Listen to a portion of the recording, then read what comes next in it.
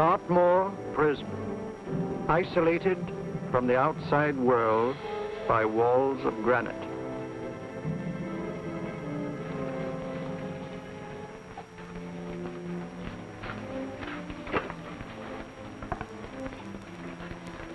They say you could get out of here by merely telling what you know. You may or may not be another Scotland Yard bloke, but I'll give you the same answer I gave the others. I still have 2 years, 8 months, and 6 days left in which to make musical boxes. That'll be sold at auction for the benefit of this delightful sanctuary. And I intend to serve them.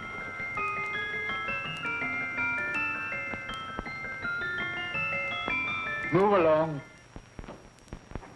And now we come to the next object on our list, or I should say objects, because there are 3 of them. Now, ladies and gentlemen, these can be bought together or separately. Now, these beautiful little musical boxes only arrived this morning, and I didn't intend to put them on the auction block until later, but I'm going to sell them now.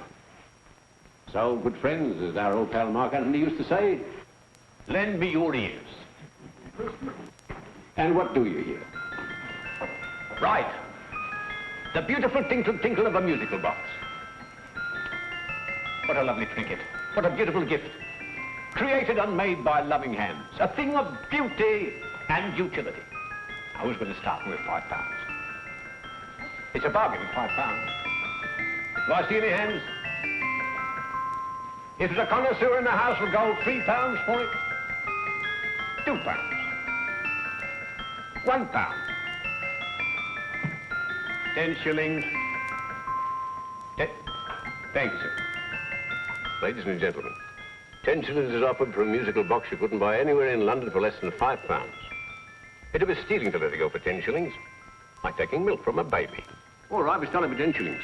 10 shillings, 10 shillings is offered, 10 shillings is offered, 10 shillings is offered. Will anybody give me £1? Will give me £1? Oh, £1, give me £1. £1 is offered, £1 is offered, ladies and gentlemen, £1 is offered. It's against you, sir. Will you go to £2? Will you go to £2, sir? £2. £2 is offered. £2 is offered. Going once, twice, third and the last call. Sold to the gentleman for £2. Sorry, my dear. Now, ladies and gentlemen, comes the opportunity to purchase an exact duplicate of the beautiful little musical box just bought by this gentleman for the ridiculous low price of £2. Oh, it's exactly the same. Exactly the same. Made with the same hands. You hear that? Isn't that lovely? That tinkle, tinkle, tinkle, tinkle. Sounds like Bow Bells to me, you know, with little angels pulling on the ropes, eh? Who'll give me £2 for it?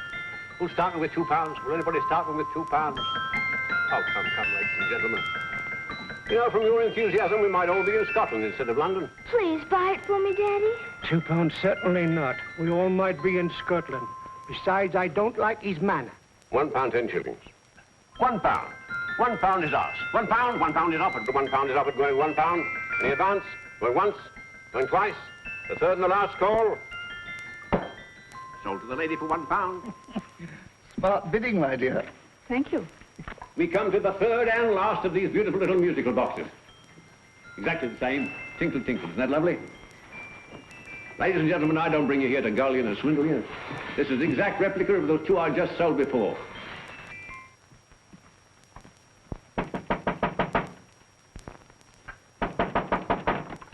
We're closed. But this is extremely important. Come in, sir, come in. I'm sorry to disturb you, but I was unfortunately delayed from arriving in time to bid on certain articles which I was rather anxious to obtain. Or perhaps they weren't sold, sir. We are carrying several things over. What might the articles be, sir?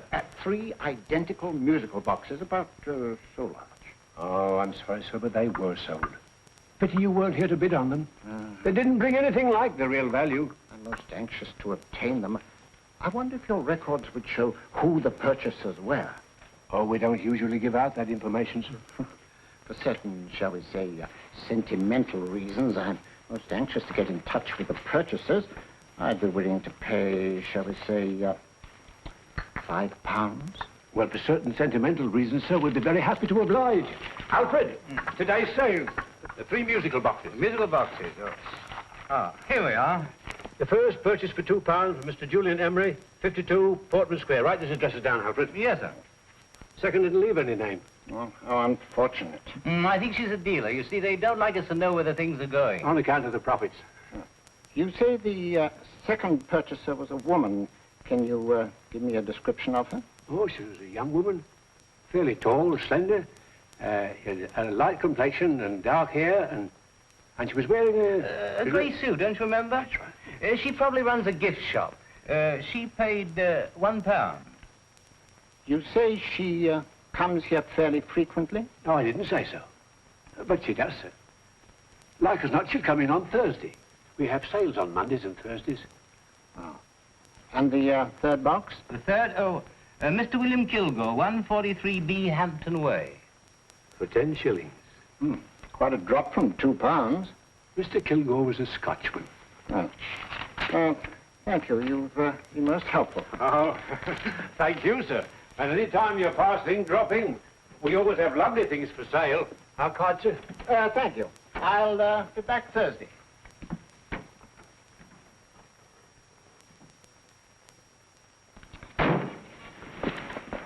The message reached us too late. Musical boxes are being sold. Well, let's get out of here.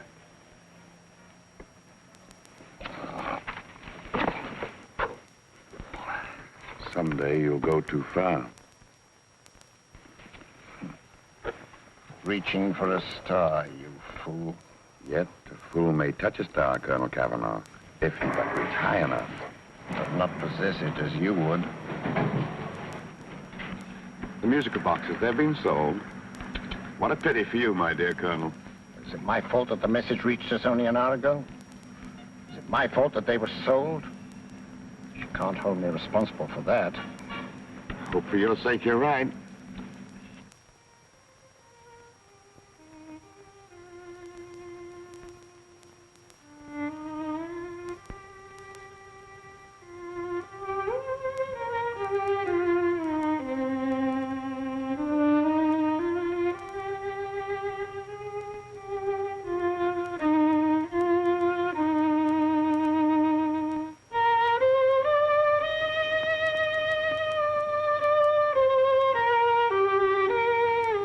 They will call upon you tonight at 7:45. A gentleman who desires to consult you upon a matter of the very deepest moment. Remember that letter, Holmes? It was written over 2 years ago. An interesting case. Devilishly interesting. Irene Adler. What a striking-looking woman from the brief glance I had of her. Seems only yesterday. What charm. What poise. And what a mind. Sharp enough and brilliant enough to outwit the great Sherlock Holmes himself. I take it the new issue of the Strand magazine is out, containing another of your slightly lurid tales. Indeed. What do you call this one? I call it A Scandal in Bohemia. Not a bad title, eh? If you must record my exploits, I do wish you'd put less emphasis on the melodramatic and more on the intellectual issues involved. What do you mean by that? Well, I do hope you've given the woman a soul. She had one, you know. By the woman, I suppose you mean Irene Adler. Yes. I shall always remember her as the woman.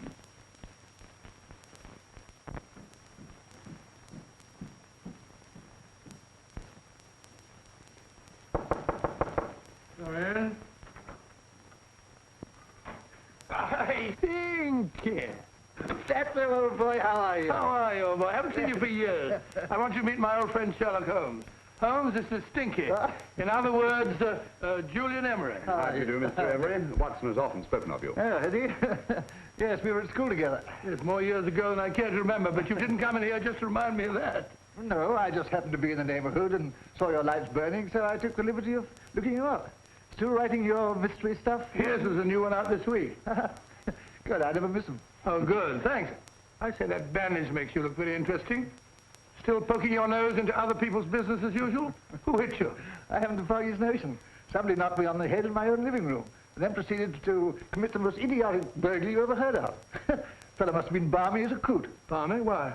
Come sit down, old boy. Would you You like a cup of tea? Huh? Oh, all right. I'll go and tell Mrs. Hudson. Yeah. Why do you say the robbery was idiotic, Mr. Emery? Oh, simply from the fact that with about £5,000 worth of musical boxes in my living room, the thief, who I caught in the act, made off with one that isn't even worth £5. I gather you're a collector of musical boxes. Yes, I am indeed.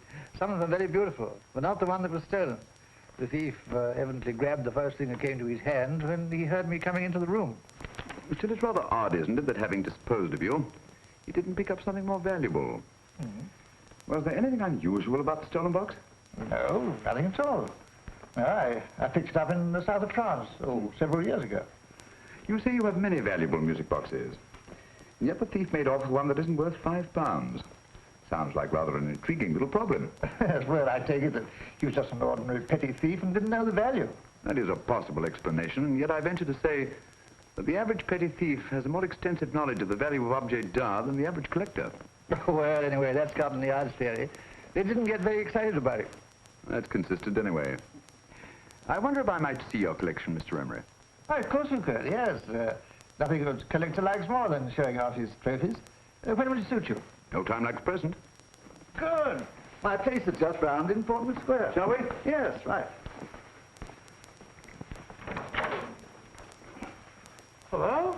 Where are you going? Stinky hasn't had his tea yet. Oh, I'm sorry. We're going round to my place, where I'm going to give you something better than tea. Now, this one was made for Louis XV, and is one of the very few still in existence from that period, and a particularly fine specimen at that. Charming, isn't it? Quite. They all sound to me like a lot of mice running about on a tin roof. I'm afraid you have no ear for music, Watson. Give me a good old band playing a rousing march. You have all your silly little tweets.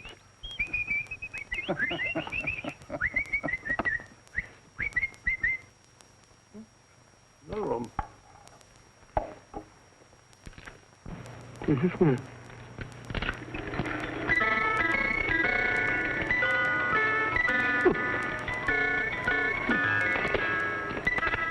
Stupid thing. Singing rabbit. What would you say offhand is the value of a box like that, Mr. Emery? Well, it's hard to say offhand, but I think we'll bring about £500 or £600 today. It's the gem of my collection. Yet a thief who steals an oddity like a musical box passes up one worth £500 for one of almost no value at all. Odd. Very odd. What was the stolen box like, Mr. Emery? Oh, just a plain wooden box about so big. Mm-hmm. As a matter of fact, I have one over here almost exactly like it. I picked this up yesterday at an auction room in Knightsbridge. Paid only £2 for it. Of course, I wouldn't in the ordinary way add one like this to my collection, but the tune intrigued me. I'd never heard it before.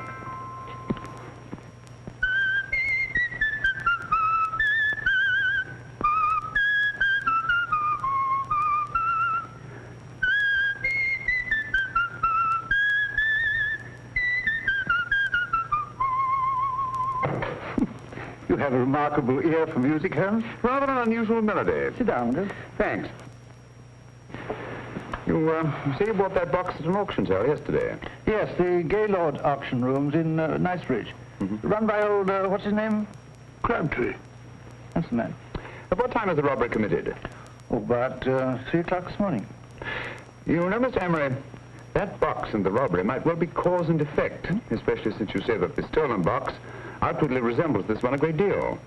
And Scotland Yard were not particularly interested, eh? Oh, yes, but I wouldn't blame them for that, especially as I told them I was quite unable to describe the thief, except, of course, for the fact that it was definitely a man. All you remember is that you came in here and someone struck you on the head. Yes, and the next thing I knew, my man was trying to revive me. It might be wise for you to put that box away somewhere and lock it up. Oh, I don't think that's necessary.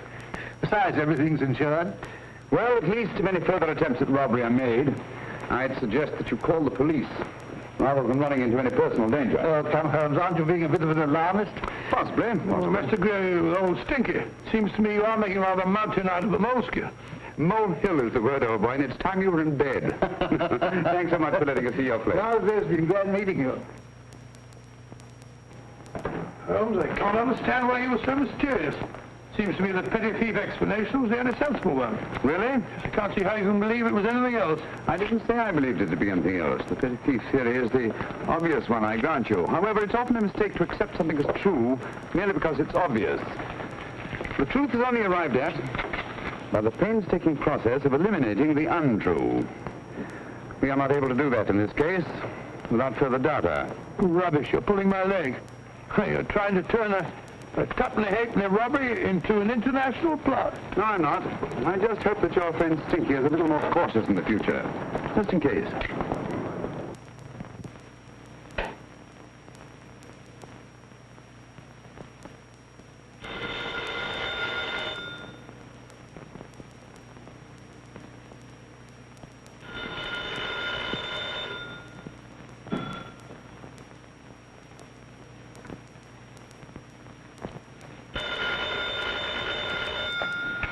Yeah? Yeah? Julian Emmerich here. Who? Why, of course I remember you, Mrs. Courtney. Yes. Yes, you're the one bright spot at that appallingly dull affair of Lady Sansa's. Huh? Of course it isn't too late to come around. Yes, I shall be delighted to give you a drink. I tell you what, come straight up and I'll leave the door unlatched. Right, well, 15 minutes? Good. I shall be counting each moment. No, I mean that, really. Right, goodbye.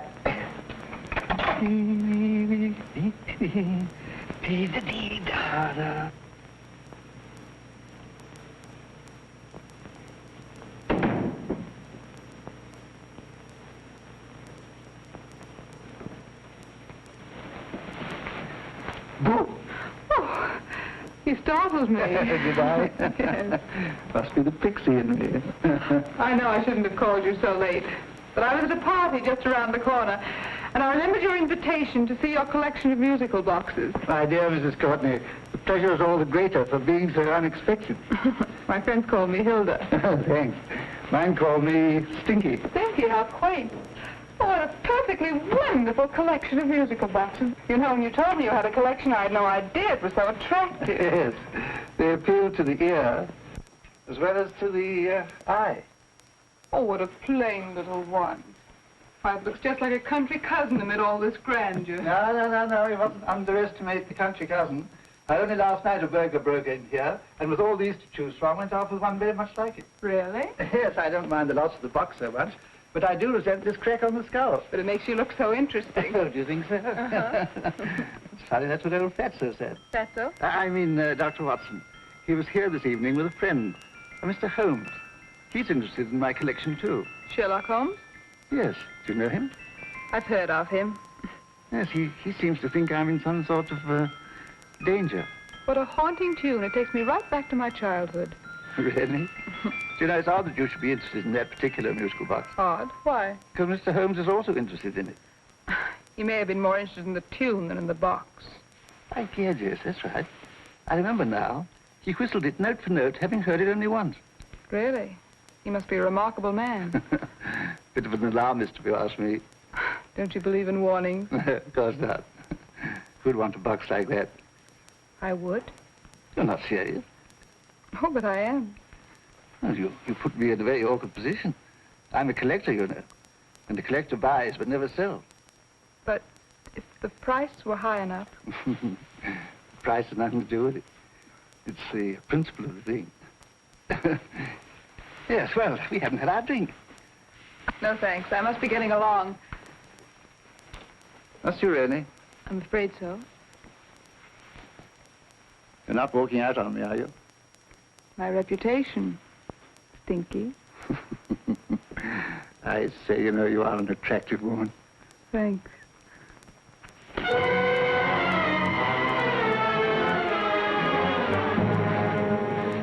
You fool. I told you to wait outside. What did you have to kill him for? All I had to do was walk out with this. He held you in his arms. Don't touch him. Don't touch anything. Now get out. I'm sorry. You're sorry. What about me? This is murder. What about Scotland Yard? What about Sherlock Holmes? Now get out!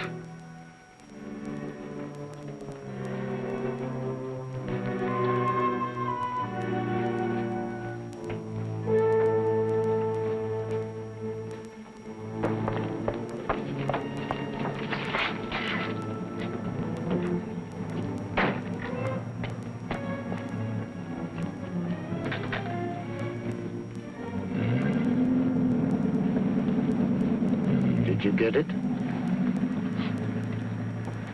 Good. Did you have any trouble with him? Just a matter of murder. Mr. Holmes. Hopkins? Thanks for coming so promptly. Inspector Lestrade suggested that I call through to you. Mr. Emery was the client of Mr. Holmes, Inspector. Indeed. You didn't mention that when I telephoned you, Mr. Holmes. Well, not exactly a client, Inspector. Sergeant Thompson? He was killed between the hours of 11 and 2 o'clock this morning, Mr. Holmes. Must have been someone he knew, someone of whom he had no suspicion. Poor old Stinky. It's all my fault. I should have prevented this. Well, it's no time to start talking about that now, Doctor. Apparently it's gone. That's the second attempt on the musical box that Emery bought at the auction sale, and this time it was successful. But that box was only worth £2. It was worth a man's life, Watson. I think we'd better pay a visit to Gaylord's auction room and that fellow Crabtree. Inspector, may I suggest that you make a complete search of this flat for a small, plain, musical box about that size? Thank you. Come on, Watson. You say the first box went to Mr. Julian Emery. The second to Mr. Kilgore, 143B Hampton Way. And the third to the unidentified young lady who presumably has a shop and lives near Golders Green. That's right, Mr. Holmes. Isn't it rather strange, Mr. Crabtree, that you should have had 3 identical musical boxes all playing the same tune? Where'd they come from? Dartmoor Prison. Dartmoor? Yeah, we get a regular shipment from there every month. The inmates manufacture them. Well, they make all kinds of things, you know, pipe racks, waste paper baskets, musical boxes. Did you happen to notice if anyone showed any particular interest during the auction in the purchasers of these 3 boxes? Oh, come now, Mr. Crabtree. This is very literally a matter of life and death. Well, since you put it that way, Mr. Holmes, there was a gentleman came in here about an hour after closing time, and he was in an awful state, he was. He gave me £5 to tell him where the boxes had gone to. He said they had a sentimental value for him, sir. Expensive sentiment. Can you describe him? He was tall, distinguished looking, and he had grey hair and a moustache. He was quite a gentleman, sir. What was his reaction when you were unable to supply him with the address of the young lady who owned the shop? I told him the young lady usually come back on Thursday. He said he'd come back on Thursday. Now, that's tomorrow. Thank you, Mr. Crabtree. You've been very helpful. Thank you. Come along, Watson. Where are we going now, Holmes? To the home of Mr. Kilgore, the man who bought the 3rd box.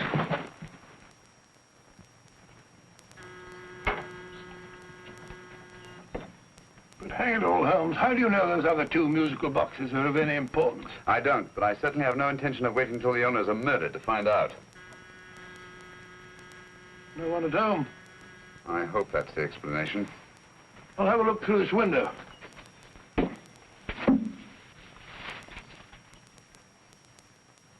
Doesn't seem to be anyone there. The whole place seems deserted as far as I can see. Yes. Mr. and Mrs. Kilgore at home? No. When do you expect them? Oh, in an hour or so. There's no use your hanging about. They don't buy nothing from peddlers. Peddlers? My good woman, this is Mr. Sherlock Holmes. Sherlock Holmes? Oh, go on. Do you mind if we come in and wait? My business is rather urgent. Well, I've got to go out and do my shopping. And I don't know if Mrs. Kilgore'd like any strangers nosing about. Quite all right, I assure you. Well, I've got to be off. It's too late in the parlor. And no smoking either. Mrs. Kilgore says it smells up the house. Funny old girl, Holmes.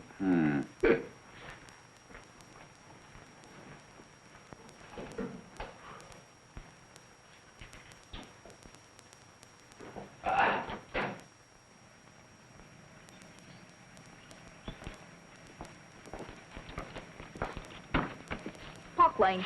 Park Lane? And what would the likes of you be doing in Park Lane? Now, don't worry about the fare, Ducky. If you know how to get to Park Lane, up it.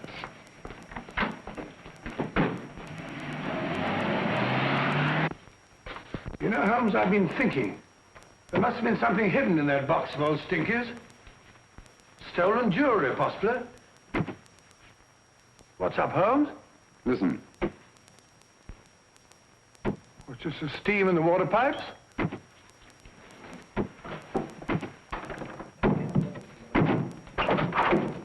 Watson! Great Scott! Come on, Holmes. Get on the chair here. It's all right, my dear. There. Now, don't worry. It's all over. There you are, dear. Don't cry anymore. She tied me up and shut me in the cupboard. I know. She won't come back. Did you show her your new musical box? Yes, she said she wanted to hear it play, and as soon as I showed it to her, she grabbed hold of me. I know. Now, don't worry. We'll buy you a new musical box. Yes, my dear, the best one in London. Watson. Oh, what a fool I've been. What do you mean, Holmes? She took the musical box out of this house and that market basket, right under our very noses. Why could the Kilgore charwoman want to take the music box? She isn't a Kilgore charwoman. She's a consummate actress. An extremely clever, unscrupulous woman who will stop at nothing. Take care of the child, will you, Wolfella, till our parents get back. Explain everything to them. Of course I will. But, Holmes, where are you going? Somewhere, somehow. I must get to the young lady who bought that third musical box before our opponents find out. I only hope that I won't be too late. Oh, no. No, darling, you mustn't cry anymore. Now, cheer up. Would you like to hear old Uncle make a noise like a duck?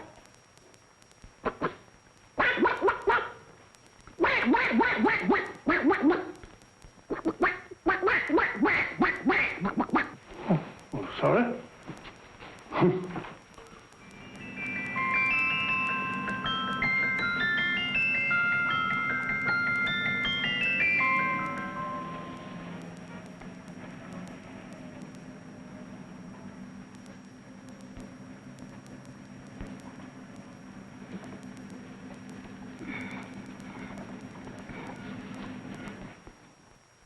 Now, ladies and gentlemen, how much am I offered for this beautiful lace Dresden china figurine? A lady of the French court. Now, this is the genuine article. What a beautiful ornament for your mantelpiece. Or you could use it as a centerpiece on the dining room table. Now, will somebody start me for £10? Will somebody start me for £10? £8? £7? All right, £5 is offered, £5 is offered, £5 is offered, £5.10, £5.15, £5.15. £6 is offered, £6, going once, going twice, the third and the last call. Have you all done? Sold to the lady from Twickenham for £6. Next, we have a real museum piece, ladies and gentlemen. A fine 19th century doll. A costume and exact replica of the holiday clothes worn by the Hungarian peasant women. Now, ladies and gentlemen, an article like this would cost you from £15 to £20 in a West End shop. I'm not going to ask you for anything like that. Who'll give me £2 for it? £2. Anybody offer me £2? £2 for the Hungarian? £2? £1. What? Does anybody give me £1? Anybody offer me £1 for the doll? £1 is offered, ladies and gentlemen. £1 is offered. Now, I'm not going to waste your valuable time or mine in trying to get one half of what this beautiful doll is worth. If the young lady can steal it for £1, that's her good fortune. So it's going once, it's going twice, the third and last call. Any more? Sold to the young lady for £1. And now, ladies and gentlemen, may I draw your attention to something which may be a great surprise to you, worthy of any collection. The only other one like it is in the British Museum. It's a Ming vase of the 7th dynasty. This vase lay in a large collection somewhere outside Rome for over 2 centuries, I understand. It was discovered there by the noted antiquarian, Sir Andrew Coppleston. Now, some of you may remember Sir Andrew Coppleston. Besides being a noted traveller and antiquarian, he's also a gentleman rider.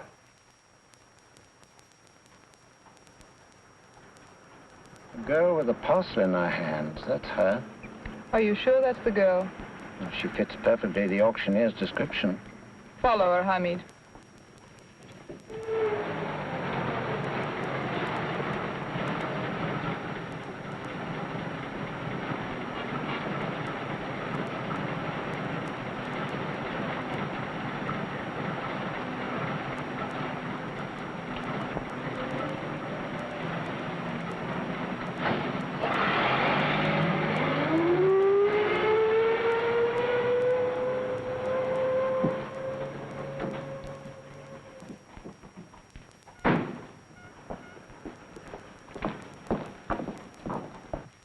Lovely, dear. And only £1. We can get at least 3 for it. Easily. I'll go make some tea. I could do with a cup. Right.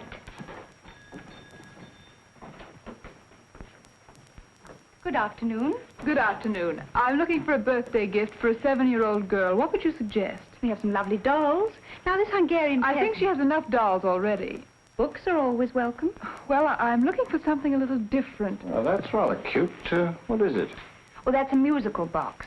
Children always love them. And this is an exceptionally nice one. It plays many tunes.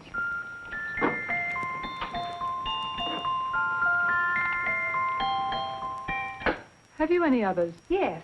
If you'll just step this way. I have only 2 left.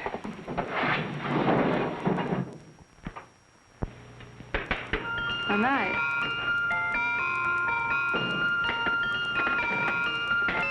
Are you sure this is all you have? I'm sorry. They're rather hard to find, you know. That's our entire allotment. I did have one other, but I sold it earlier this afternoon. But it was only a plain wooden one. It wouldn't have been a very nice gift for a child. Really? Do you happen to know who the purchaser was? Why, yes. He left his card, just in case anyone should inquire for him.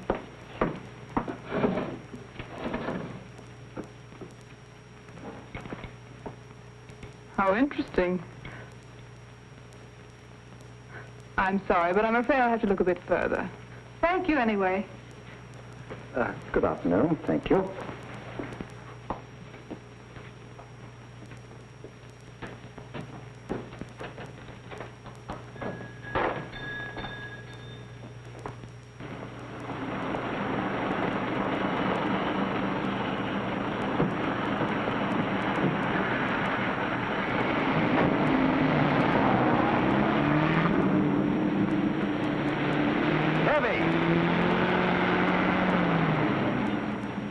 Follow that cab. Here, now, what? Scotland Yard. Hop in.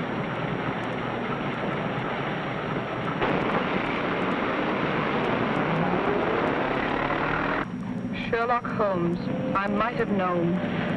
We thought we were the hunters, instead of which we're the hunted. We've been fools. We played right into his hands. Of course. He's had us followed. Don't look. The man in front of the toy shop. Hamid. Turn sharp right at the next corner and again at the next.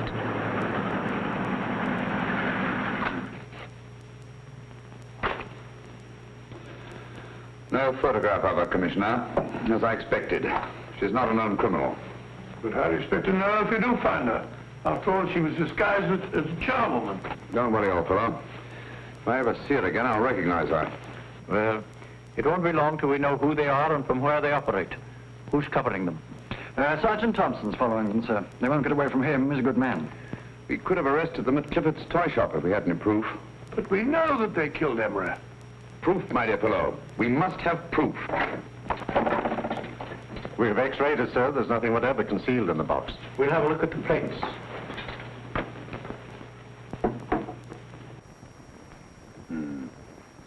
There must be some clue. And it's probably so obvious that we've all overlooked it. Seems to me we're up against a bunch of lunatics. Not lunatics, my dear fellow. Extremely astute, cold-blooded murderers. What can these little musical boxes have in them that's so important? Don't forget, they were made in Dartmoor prison. You can smuggle stuff into prison, but not out. You want us to break the box apart, sir, to see if there's anything the X-ray hasn't caught? No, not yet. Do you mind if I take it? Certainly. Thanks.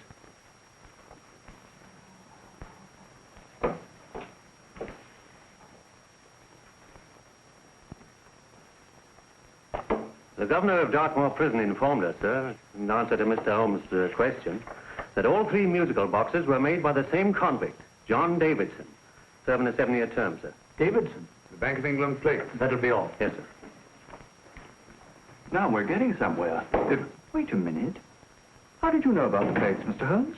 I'm a student of crime, Inspector. I make it my business to know about such things. And when the name of Davidson was mentioned... Well, who is this fellow Davidson? As long as Mr. Holmes seems to know all about it already, I suppose there's no harm in telling you. 2 years ago in London, there occurred a robbery of such tremendous importance, although the stolen articles themselves have no intrinsic value whatsoever, that the Home Secretary was instrumental in seeing that not a word of it appeared in any newspaper. But you never told me anything about this, Holmes. You were away at the time. Articles of no intrinsic value and yet of such importance? I don't understand. Davidson was apprehended within 15 minutes of committing the theft. But by that time, He'd hidden the articles in question, and they've yet to be found. Before going further, Dr. Watson, I must inform you that this matter is not to be mentioned outside of this room. Of course not. Do I look like a man who'd gossip? Let's not go into that now, old fellow, shall we? Davidson had been employed for years in a position of extreme trust by the engravings department of the Bank of England. The articles he stole were nothing less than a complete duplicate set of plates for printing £5 notes. What? The Bank of England's own plates? Precisely. And with those plates, a gang of crooks could flood England with £5 notes, not forged in the usual sense of the word, but notes undetectable from genuine Bank of England notes in any way whatsoever. Good heavens. Any whisper at all might have resulted in enormous damage in shaking public confidence in the Treasury. We tried everything after we arrested Davidson. Offered him a shorter sentence if he'd tell us where he'd hidden the plates.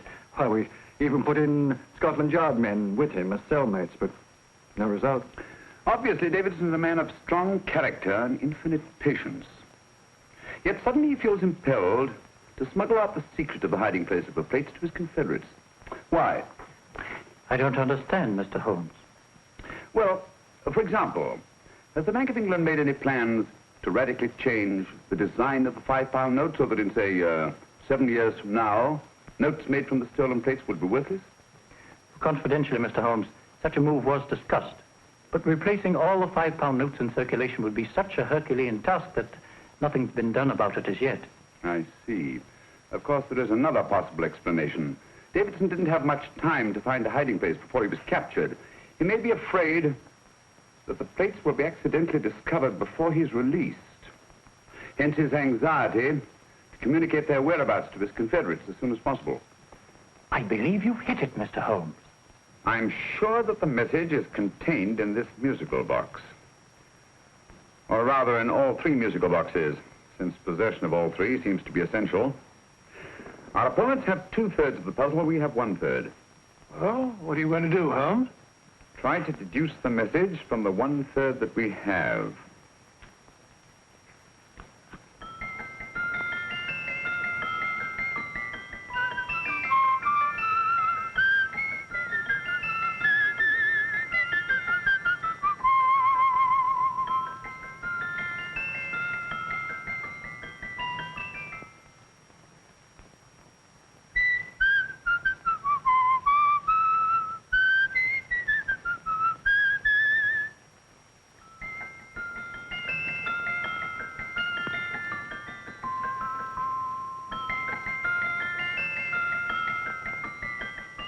It's the same tune as the one played by Emery's musical box. And yet it's different. Sounds the same to me. The tune. Somehow the tune is the key to the mystery. It must be the tune. Otherwise, why use 3 musical boxes to convey the message? Why not collar boxes or shoe boxes? Yes? Oh. It's for you, Inspector. Oh, thank you, sir. Inspector Hopkins speaking. What? Where? Golders Green Station reports they've just found Sergeant Thompson's body. From the tire marks on his clothes, he was apparently run over by a taxi. What an unfortunate accident. Not an accident, my dear fellow. I'm afraid it's murder. You never know just who you're going to meet when you're walking down a busy London street. Mrs. Orchid, Mrs. Brown, any subject of the crowd. Oh, you never know just who you're going to meet. So you better hold your topper in your hand, just in case you meet a lady on the Strand. Girls will think you're kind of sweet, and your day will be complete. Oh, you never know just who you're going to meet. Now, a gentleman is judged by his appearance. Yes, a gentleman is judged by how he talks. Now, he's much better off when he's acting like a top, especially if he's taking him a walk. What on earth is this outlandish place? A rendezvous for actors. Actors? Buskers, old boy. You've seen them 1,000 times. Actors who entertain the queues, waiting outside theaters. You're gonna meet when you're walking down a busy London street.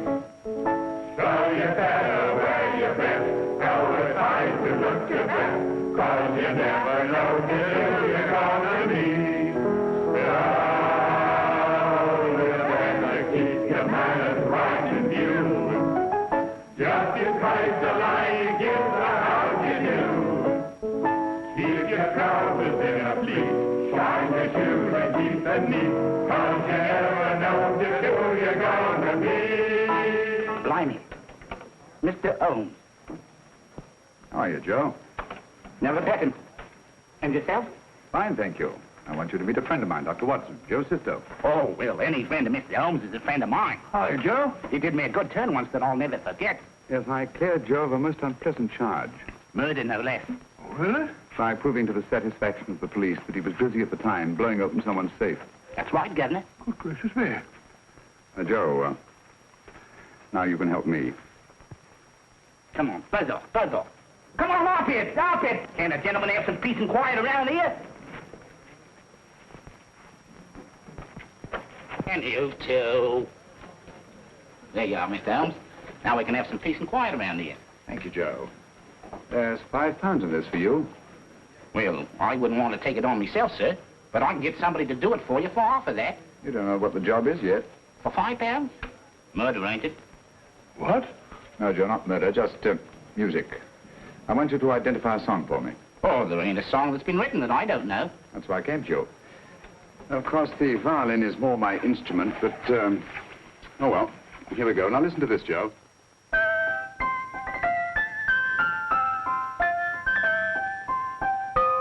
Wait a minute. You're playing that wrong. That should be E natural, not E flat. You know the song? Oh, yes. It's an old Australian song called, The Swag Man. But you're playing it all wrong. That's what I hoped you'd say. Now listen again, Joe.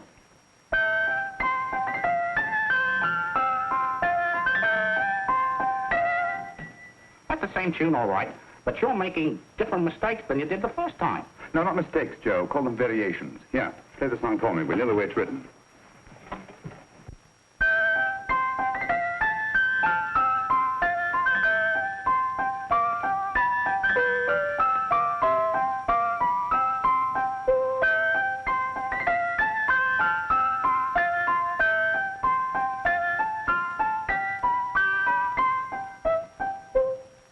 There you are. Thank you, Joe. What's it mean, Holmes? You onto something? Perhaps. I don't know yet. It's probably a code of some sort. Joe? Could you write the song down for me? The way it was originally written? Oh, sure, Mr. Holmes. But it'll take a few minutes. Mm-hmm. Here, Mabel. Pale ale. Come on, off to it. Along with it.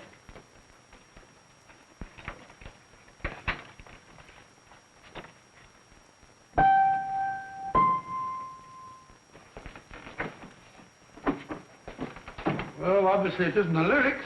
No combination of those words made any sense at all. The variations in the way Emery's musical box played the tune are different from the variations in the one we have. You sure? Quite.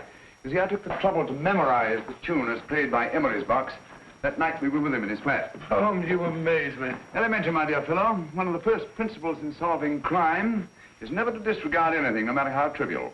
Why are there 3 boxes? Why not 1? Because the message was obviously too long to be conveyed by any one variation. Then there's the 3rd box, the one that woman took from the Kilgores. That contains yet another set of variations. Yes, well, it's all beyond me. Well, all we have to do now is to find the secret of the variations. Not a very easy problem to solve, my dear fellow.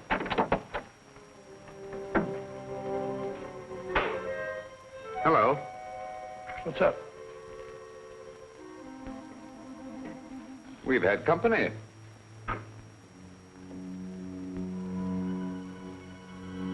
I say, this is outrageous. Ask Mrs. Hudson to come in here, will you? Right.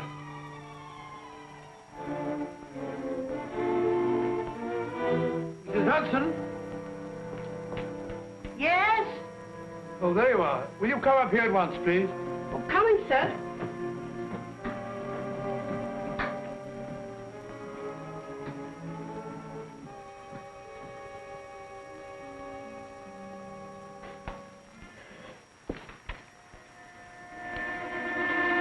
Mercy me, Mr. Holmes. What has happened? Who called while we were out, Mrs. Hudson? Just a young lady. The one who said you wanted her to wait for you. And a nice-looking old gentleman with Our her. friends again, Watson. Friends? What did the young lady look like? Oh, I couldn't see her face. She had a heavy black veil on. But she had such a nice way with her. Oh, I'm sorry, Mr. Holmes, if I've done anything wrong. But you did say I should always let clients come in and wait for you. Don't worry, Mrs. Hudson, don't worry. You had no way of knowing. It's quite all right, quite all right. Now, don't worry, Mrs. Hudson. Don't worry. Where on earth's the musical box? They didn't get it. Didn't get it? Where is it? It's in your hand. Huh? In that biscuit jar. Take the biscuits off the top. Now put your hand inside, and you'll find the music box. Well done, Holmes. Well done. Amazing.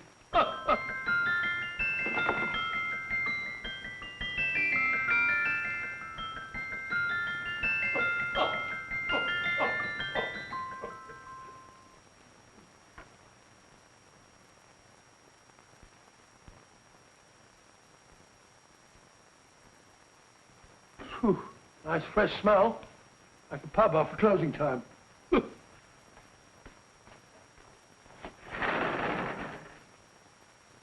I say, Holmes. What? It's morning. Allow me to congratulate you on a brilliant bit of deduction.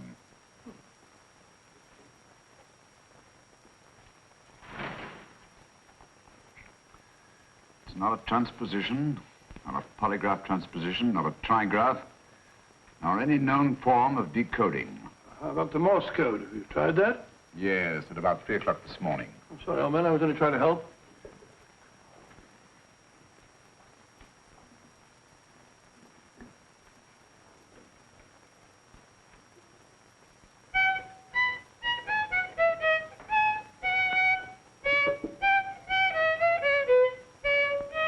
Oh, do me a favor. Not again. Must have heard that thing 1,000 times. Kept me awake all night.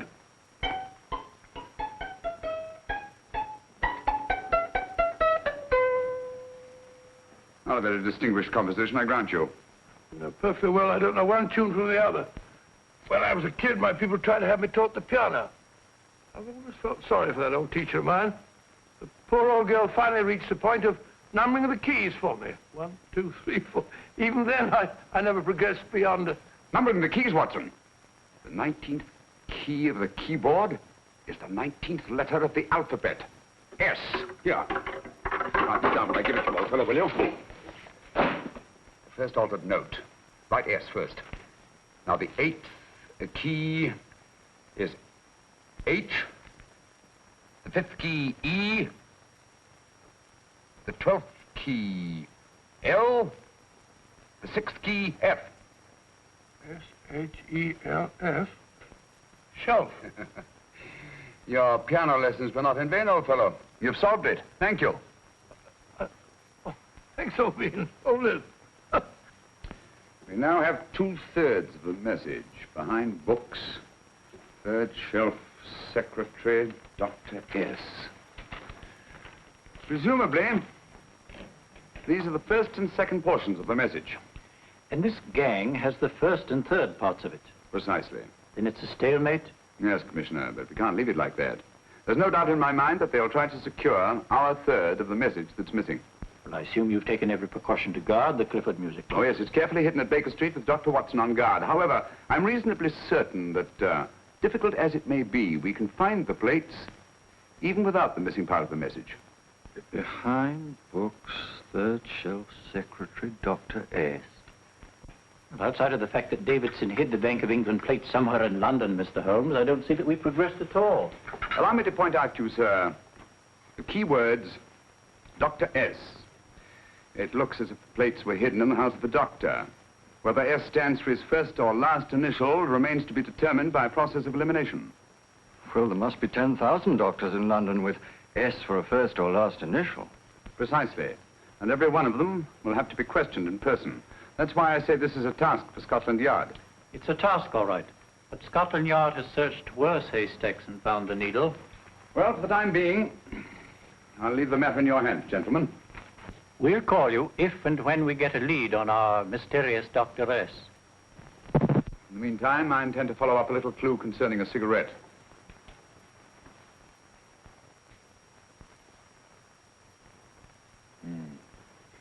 You're certain of the identification of the tobacco? Absolutely. I have made up this special blend for only 3 customers. It is almost pure Egyptian, with admixture of latakia for added body, and a pinch of perique. Merely a whisper, as one might say, for elusive fragrance. Yes, yes. And the 3 customers? Major Wilson in Bombay, India. Mrs. Catherine Leamington Smith in Ireland. Yes, and the 3rd? Mrs. Hilda Courtney of Park Mansions, Bryanston Square. Thank you. Thank you very much. You've been most helpful. It is a pleasure to have been of service, Mr. Holmes.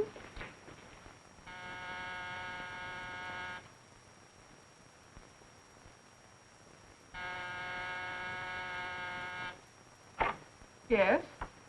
Mrs. Courtney? Yes. My name is Sherlock Holmes. Oh, do come in. Thank you. I've heard of you, of course, Mr. Holmes. I believe we have a mutual friend in Sir Edward Brookdale. He's spoken to me of you quite often. Indeed. And to what good fortune am I indebted for this visit?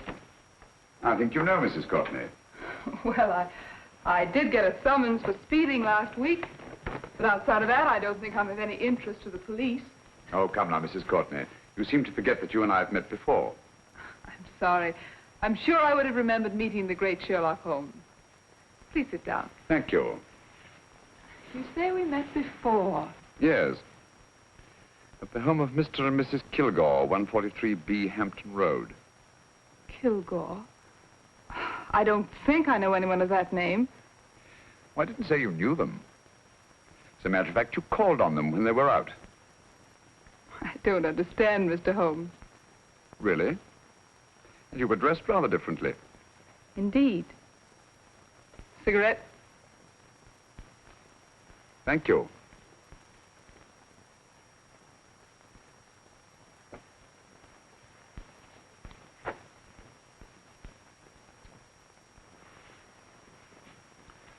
Thank you. You know, Mrs. Courtney, people generally forget, in assuming a disguise, that the shape of the ear is an almost infallible means of recognition and identification to the trained eye. Evidently, you've mistaken me for someone else. Oh, no, not at all. Though naturally, I expected your denial. But when you paid your visit to my rooms at Baker Street, you carelessly left behind another identification. They're, identical, aren't they? Yes, I must admit they are. You see, Mr. Holmes, to catch one as clever as you, I had to use a very special lure. I knew you'd be unable to resist the bait of my cigarette, having read with great interest your monograph on the ashes of 140 different varieties of tobacco. I should advise you not to move, Mr. Holmes. I must congratulate you on your ingenuity, Mrs. Courtney. It was indeed a brilliantly designed trap. Thank you, Mr. Holmes. Praise from a master is indeed gratifying. I shall always cherish the memory of your flattering words. Memory? Precisely. I'm afraid these gentlemen have a most regrettable task to perform. Unless, of course, you care to turn over the missing musical box with your pledge to take no action against us in the future. I'm afraid that will be impossible.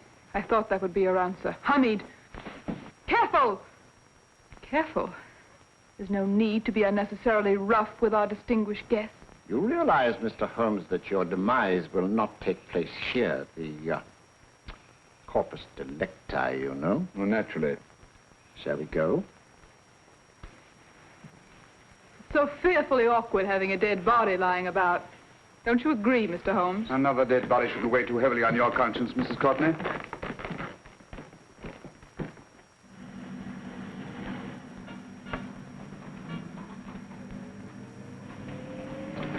You mind if I have a cigarette? Don't see why not.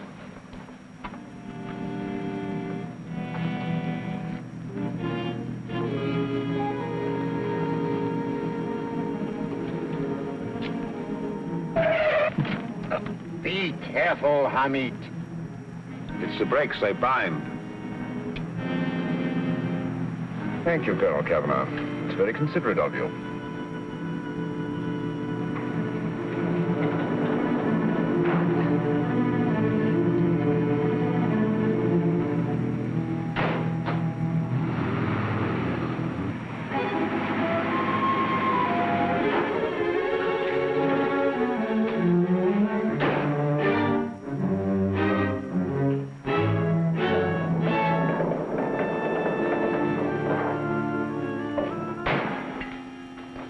You'll be happy to know, Mr. Holmes, that your death will be a painless one. Hamid, attach this to the motor of the taxi. That little attachment, my dear Mr. Holmes, contains the deadly fluid known as monosulfide. The Germans use it with gratifying results in removing their undesirables.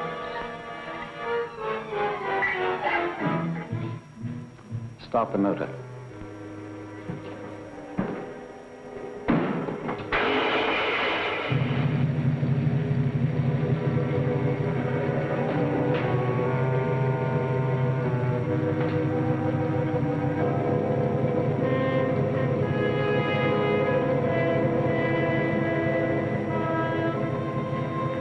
Tape his mouth.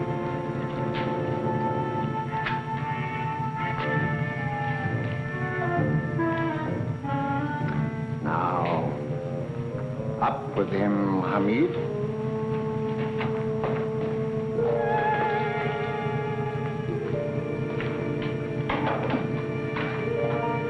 You find yourself like Muhammad's coffin, Mr. Holmes, suspended between heaven and earth. Plenty of fuel in the tank? Good. It would be too bad to have anything go wrong through so simple an oversight.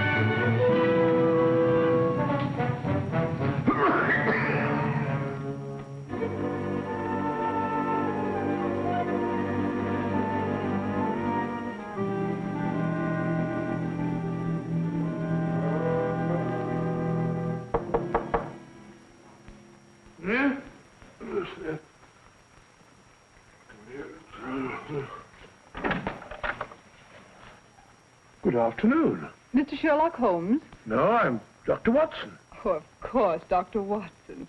How stupid of me. Oh, so stupid of me.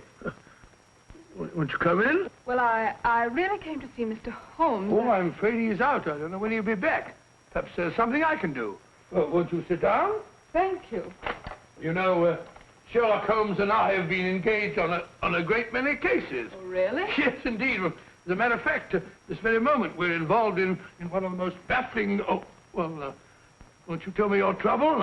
I may be able to help you. That's very kind of you, Dr. Watson.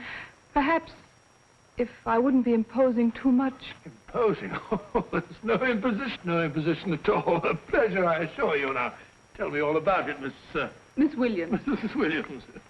I live in Surrey, Dr. Watson, and I've come up to London in sheer desperation. My only sister has disappeared, and the local police seem utterly unable to find her. Well, Holmes and I solved a case exactly like that once. Very interesting as far as I remember. I call it the adventure of the solitary cyclist. Oh, sorry.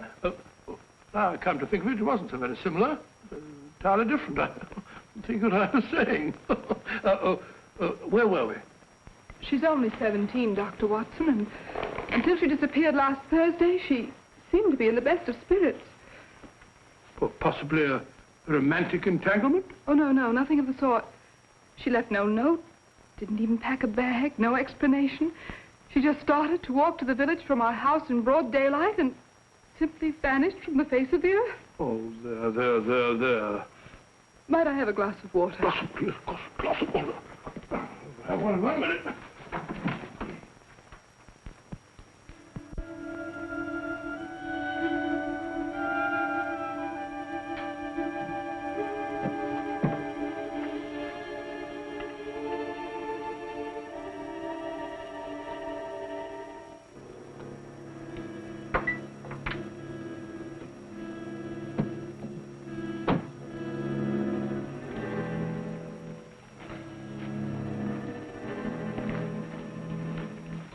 There you are, my dear. Thank you, Dr. Watson. No, you're not to cry anymore. You must pull yourself together. Oh, I feel much better already knowing that you're going to help me. Oh, Dr. Watson, look! Good heavens!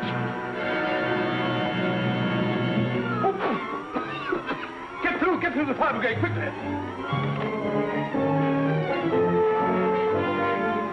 Haven't you a fire extinguisher? By Jove, we have in the kitchen.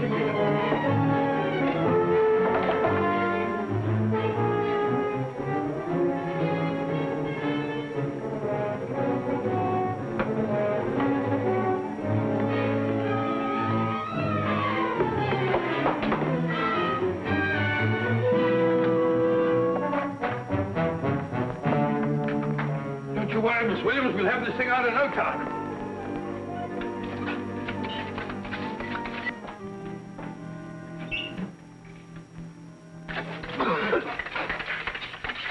That's got it. It's there. Well, you see, there was no need for the fire brigade after all. I hope you weren't too frightened, Miss Williams. Gone. That's the trouble with women. They always lose their heads in an emergency. Well...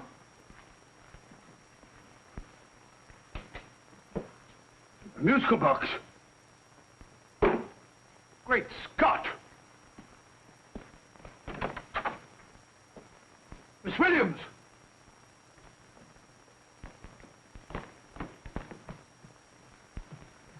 Well? Good. And Holmes? By now, Mr. Holmes has no doubt exchanged his violin for a harp. Always assuming that heaven is his destination. And now that we have the missing musical box...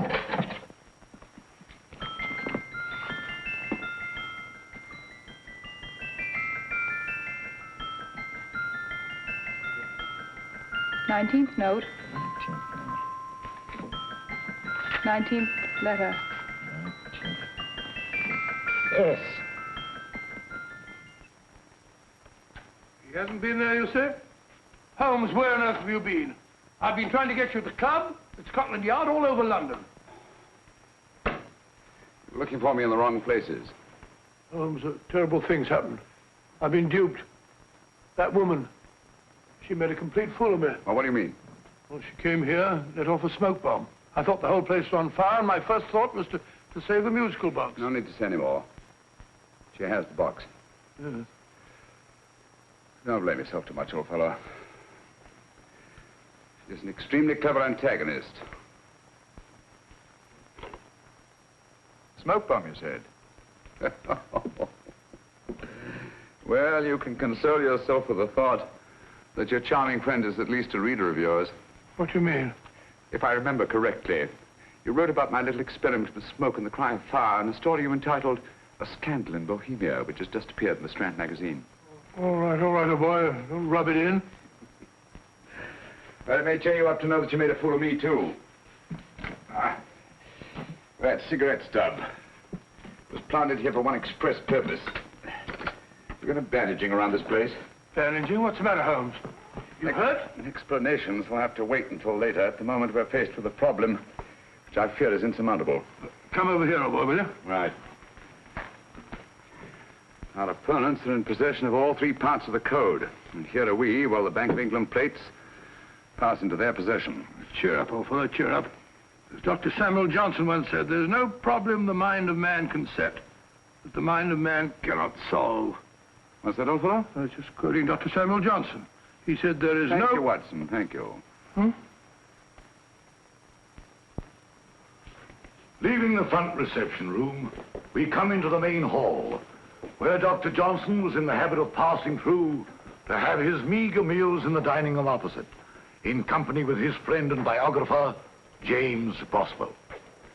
We will now pass up the stairway, which remains in its natural wood finish, just as it was when the good doctor was here. The framed etching on the wall is believed to have been presented to Dr. Johnson by the distinguished painter, Sir Joshua Reynolds. I've been told here that that picture was given in by Mrs. Thrale, and it's definitely not a Reynolds. Is that important, my dear? Oh, I'm sorry. This way, ladies and gentlemen, please, this way. Move along, children, move along. The secretary's not on this floor. Patience, Hamid. I've a feeling My dear Colonel, with Sherlock Holmes out of the way, what could go wrong?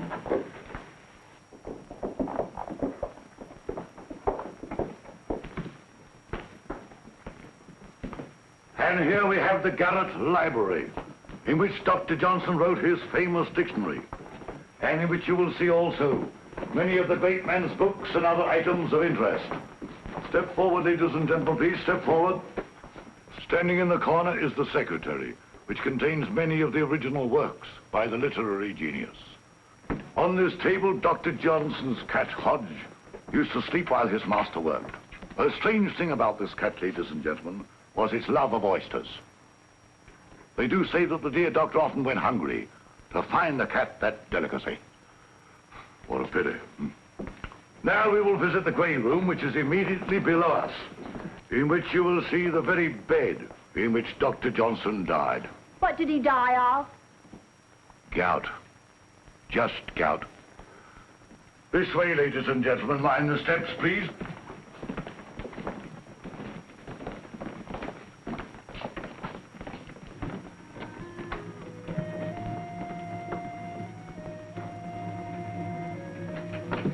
Your keys.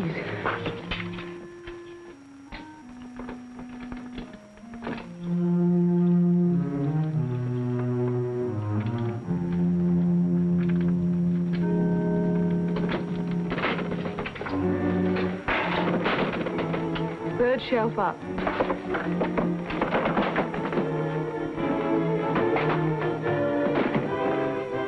The knife.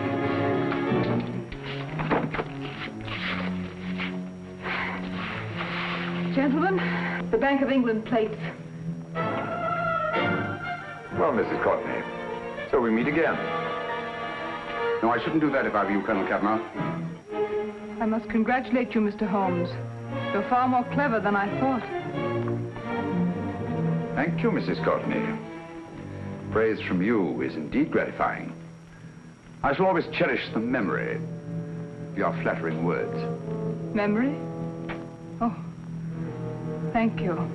And now I have a most regrettable task to perform.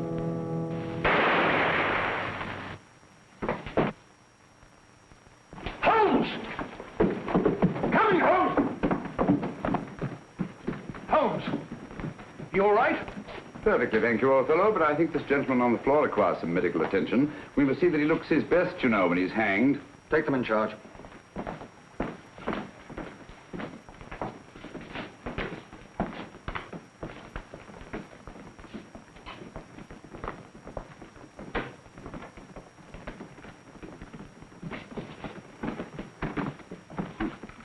A brilliant antagonist.